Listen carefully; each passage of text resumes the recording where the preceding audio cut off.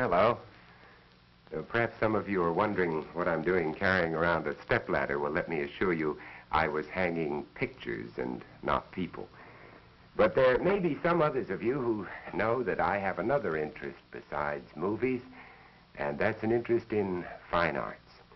And some of you may have read in the papers that Sears is starting a department, a section of fine arts.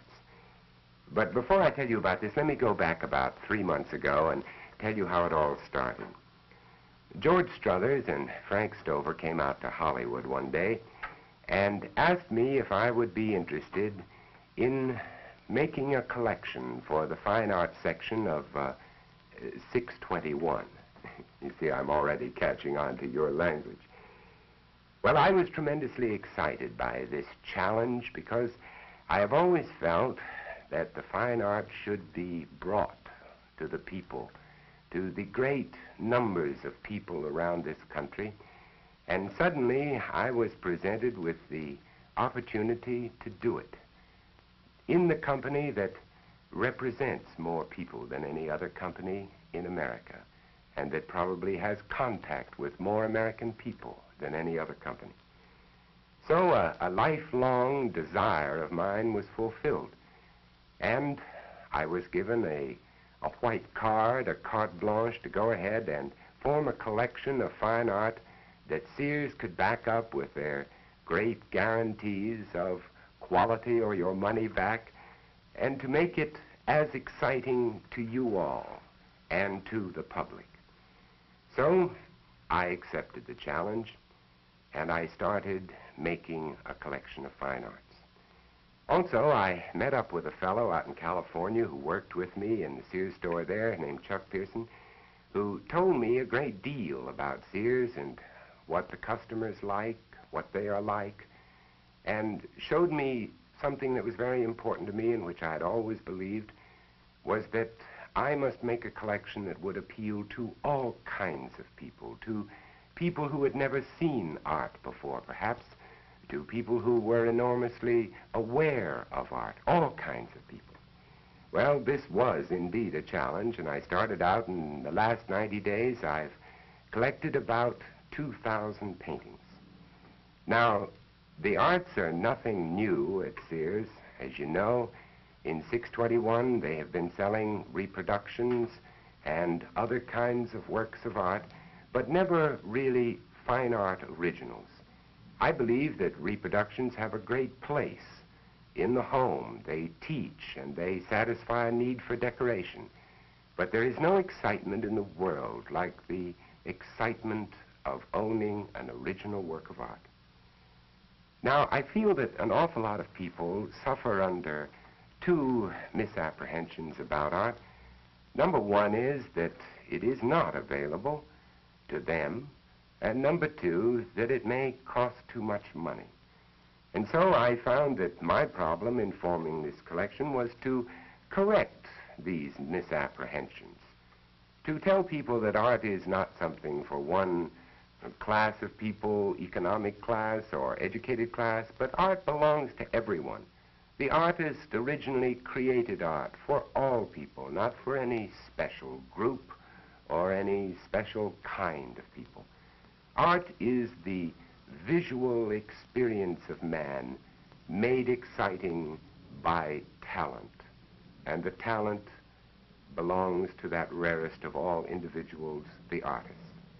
Strangely enough, Americans will accept this in almost every other field but the visual arts. They will accept it in music. They don't make any comments about someone who was born to write music, though they can't explain it, they don't know it.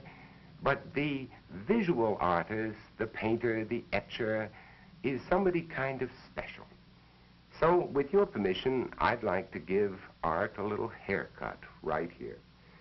I'd like to assure you that it is not done by strange fellows with long hair who live in attics and wear berets. It is done by extremely disciplined human beings who are trying to allow you, as people, untalented people like myself, trying to allow them to see through their eyes the visual beauty of this world.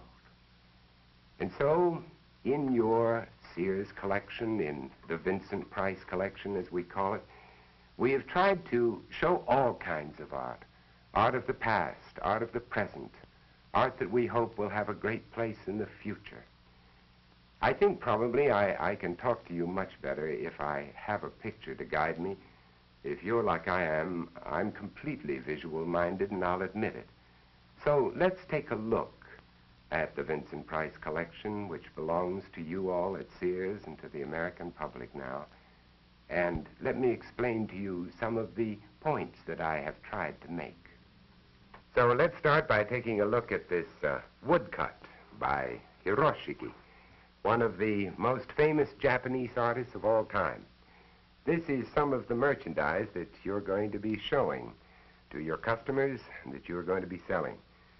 I can assure you that we're very proud to have some of these pictures. This is one of the early examples of Hiroshige's famous views.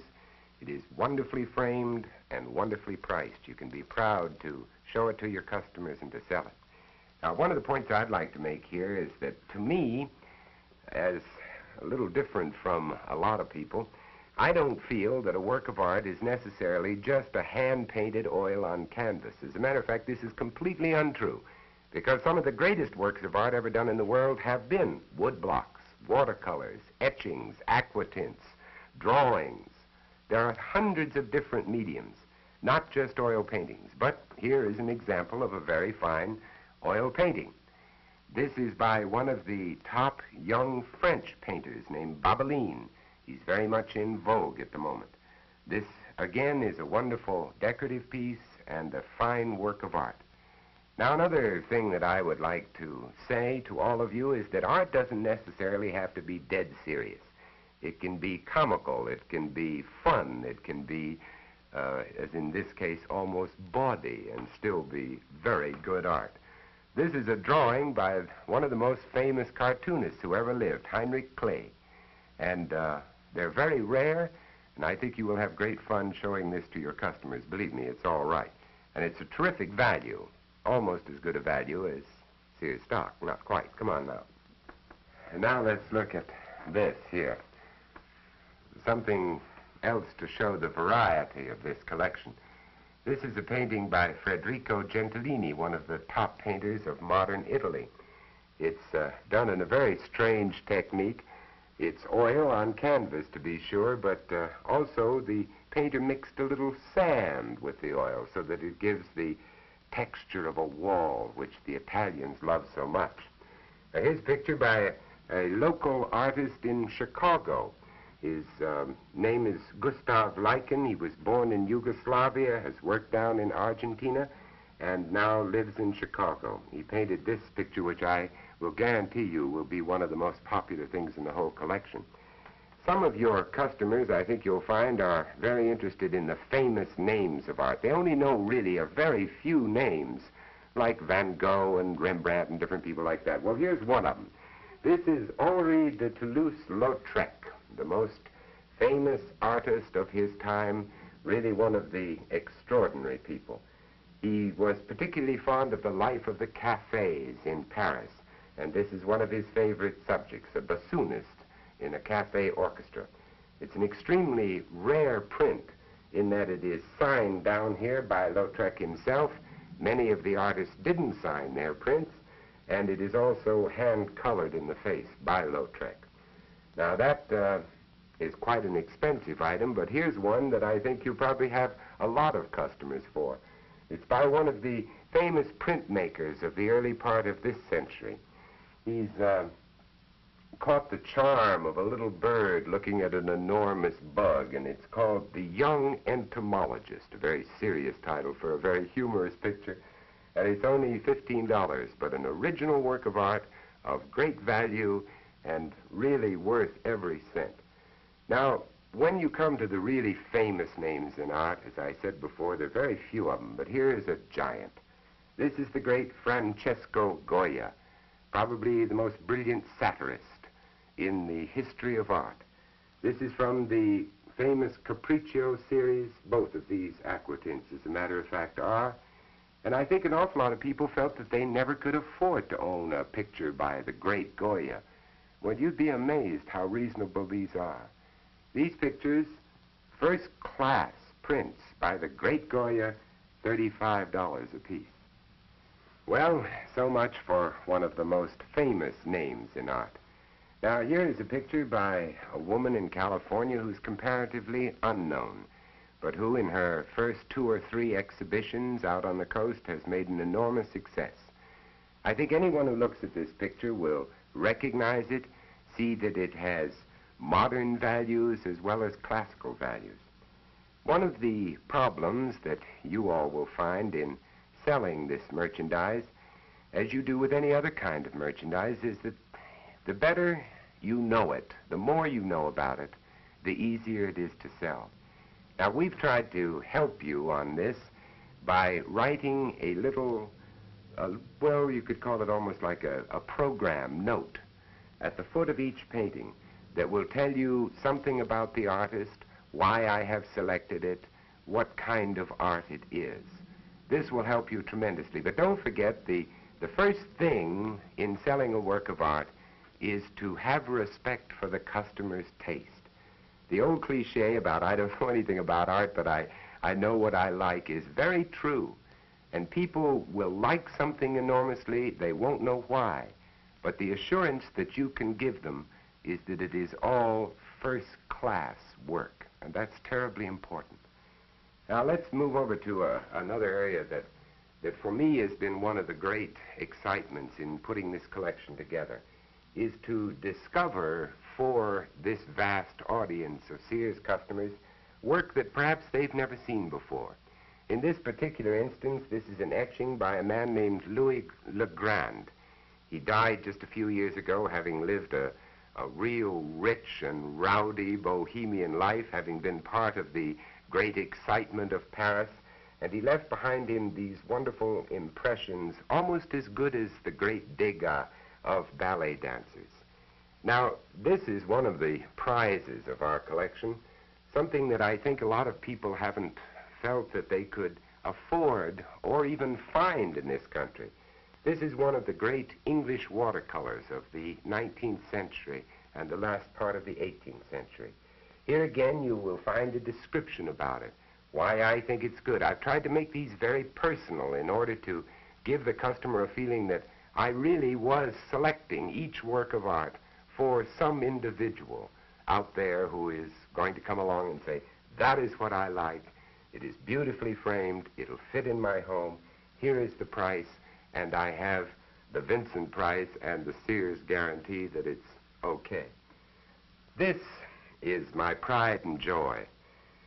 This is one of the greatest names in the history of art, if not the greatest name. It is a name that everybody knows, a name you don't have to explain at all. One reason being that last year, the most tremendous price ever in the history of art was paid for a painting by this particular artist, Rembrandt. Now, I'm pretty sure that most of your customers will say, as they did years ago about diamonds and mink, Rembrandt at Sears?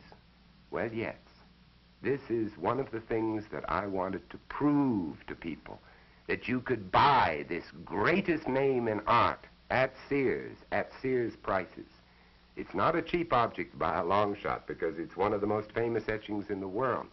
It comes from 5 of the greatest collections in the whole history of collecting.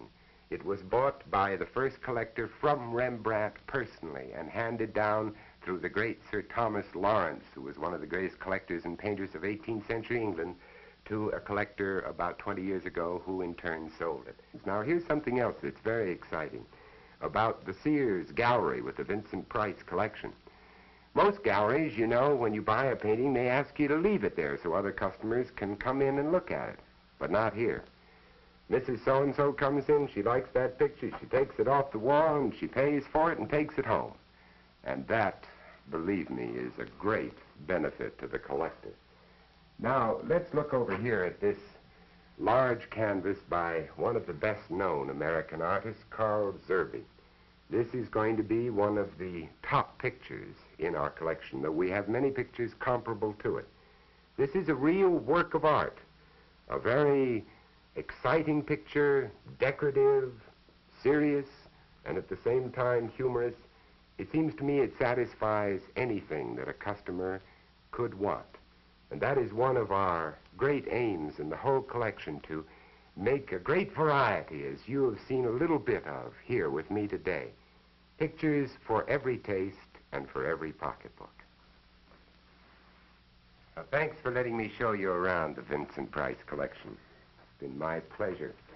And I'm pretty sure that by now you can tell it's my enthusiasm, too. But let me assure you of one thing. This is no arty experiment. These are not exhibitions of my taste or anybody else's taste. This is simply merchandise to sell to your customers. This is the best merchandise that I can supply you in 621. I will be out all over the world buying this merchandise for you. Old masters, all kinds of art, the work of young people, unknown people, everything I hope to fit all kinds of tastes and all kinds of pocketbooks. Merchandise that you can sell to your Sears customers with the assurance that it is genuine and authentic and the best.